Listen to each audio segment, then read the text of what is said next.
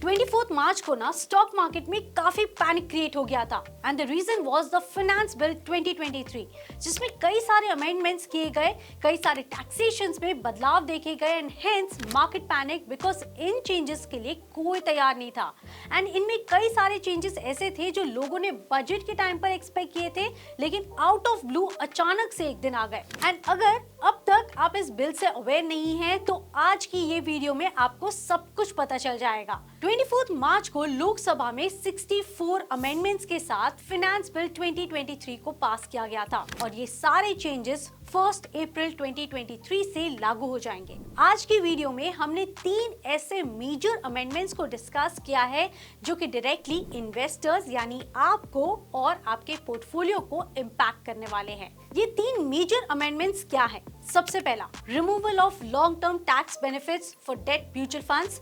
Second, increased security transaction tax यानी STT on futures and options and low tax burden on REITs and InvITs। इन तीनों points को हम one by one in detail समझ लेते हैं।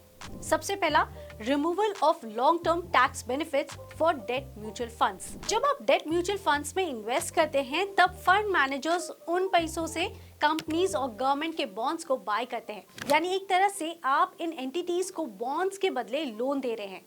वो बॉन्ड्स आपको ओवर टाइम इंटरेस्ट पे करते हैं जो कि आपके लिए एज एन इनकम वर्क करते हैं, तो ऑब्वियसली इस इनकम पर भी आपको टैक्स तो देना ही होगा।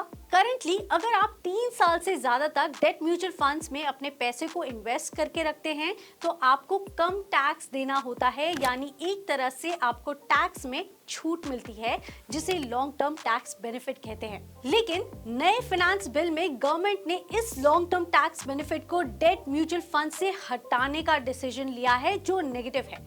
मतलब अब आप कितने भी लॉन्ग ड्यूरेशन के लिए डेट फंड्स में इन्वेस्ट करें, आपको वहां से होने वाली इनकम पर कोई भी टैक्स बेनिफिट नहीं मिलेगा।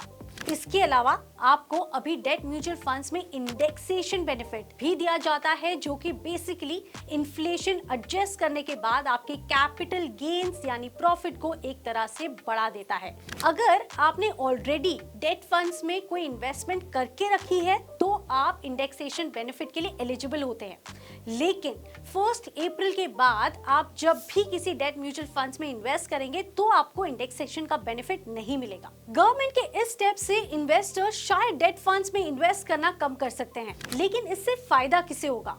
द आंसर इज बैंक्स को।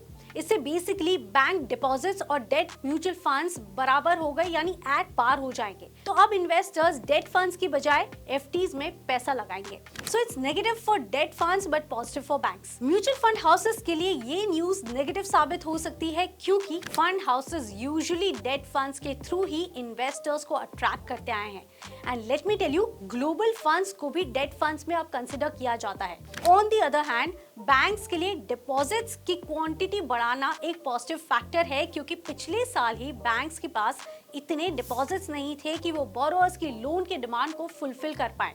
अगर बैंक डिपॉजिट्स इंक्रीज होते हैं तो बैंक्स अपने कस्टमर्स को इजीली लोन अवेल कर पाएगी। इंडेक्सेशन और लॉन्ग टर्म टैक्स बेनिफिट हटाने के बाद इन्वेस्टर्स बैंक डिपॉजिट्स के अलावा गवर्नमेंट सिक्योरिटीज, कॉर्पोरेट बॉन्ड्स के थ्रू डेट मार्केट में पार्टिसिपेट करना स्टार्ट कर सकती है।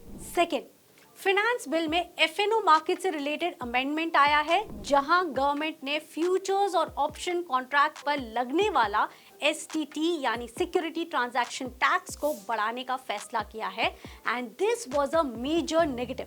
करंटली ऑप्शन सेलिंग पर आपको 0.05% टैक्स देना होता है, लेकिन 1 अप्रैल 2023 के बाद से आपको 0.062% टैक्स पे करना होगा। फॉर एग्जाम्पल, अगर आप 1 करोड़ वर्थ का टर्नओवर करते हैं तो करंटली उस पर आपको 5,000 रुपीज का टैक्स पे करना होता है, लेकिन 1 अप्रैल 2023 के बाद से ये टैक्स का अमाउंट 25% बढ़कर 6,200 रुपीज हो जाएगा। वहीं अगर फ्यूचर्स की सेल की बात करें तो करंटली 0.01% टैक्स लिया जाता है जो 25% हाइक के साथ 1 अप्रैल के बाद 0.0125% होने वाला है। इससे भी हम अगर नंबर्स में देखें तो 1 करोड़ के फ्यूचर सेलिंग के टर्नओवर पर करंटली आपको 1,000 रुपीज का टैक्स देना होता है जो कि बढ़कर 1,250 रुपए हो जाएगा। एफएनओ टैक्सेस में होने वाले इन चेंजेस का असर सबसे ज्यादा हाई फ्रीक्वेंसी ट्रेडर्स और रेगुलर ऑप्शन सेलर्स पर देखने मिल सकता है, क्योंकि इन टैक्सेशन चेंजेस से ट्रेडर्स के ब्रेक इवन एस्टिमेट्स अफेक्ट हो जाएंगे, जो कि इवेंचुअली ट्रेडिंग वॉल्यूम को भी इम्पैक्ट कर सकता है। Now let me tell you कि जो इनिशियल रिएक्शंस एसटीटी हाइक करने पर आए वो तो काफी नेगेटिव थे, लेकिन कुछ दिन के बाद एनालिसिस के बाद मार्केट पार्टिसिपेंट्स का ये कहना है कि जो ओवरऑल एसटीटी हाइक किया गया है वो ऑप्शन पार्टिसिपेंट्स से ज्यादा फ्यूचर में ट्रेड करने वाले पार्टिसिपेंट्स पर ज्यादा भारी पड़ सकता है। ऐसा क्यों?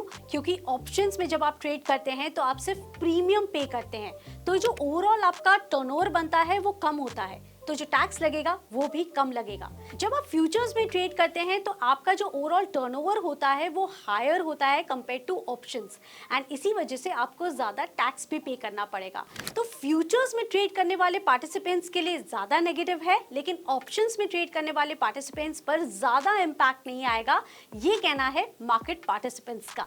थर्ड, इस फाइनेंस बिल में जो अमेंडमेंट्स आए हैं वो रिट्स और इनविट्स के लिए पॉजिटिव है। Now let's talk about REITs and InvITs. ये दोनों ही इन्वेस्टमेंट ऑप्शंस हैं जहां बहुत सारे इन्वेस्टर्स मिलकर अपना पैसा डालते हैं और फिर उस कैपिटल को रिस्पेक्टिवली रियल एस्टेट और इंफ्रास्ट्रक्चर प्रोजेक्ट में इन्वेस्ट किया जाता है। एंड जब रीट्स और इनविट्स के रिटर्न्स जनरेट होते हैं तब उन्हें इन्वेस्टर्स के बीच डिस्ट्रीब्यूट किया जाता है। एंड आज से लगभग 2 या 3 महीने पहले इन्वेस्टर्स को रीट्स और इनविट्स से मिलने वाली सर्टेन टाइप की इनकम जैसे डिविडेंड, इंटरेस्ट और रेंटल इनकम पर टैक्स देना होता था, लेकिन 1 फेब 2023 को गवर्नमेंट ने अपने यूनियन बजट में ये अनाउंस किया कि अब से रीट्स और इनविट्स के द्वारा जो भी डेट रीपेमेंट किया जाएगा उस पर भी इन्वेस्टर्स को टैक्स देना होगा।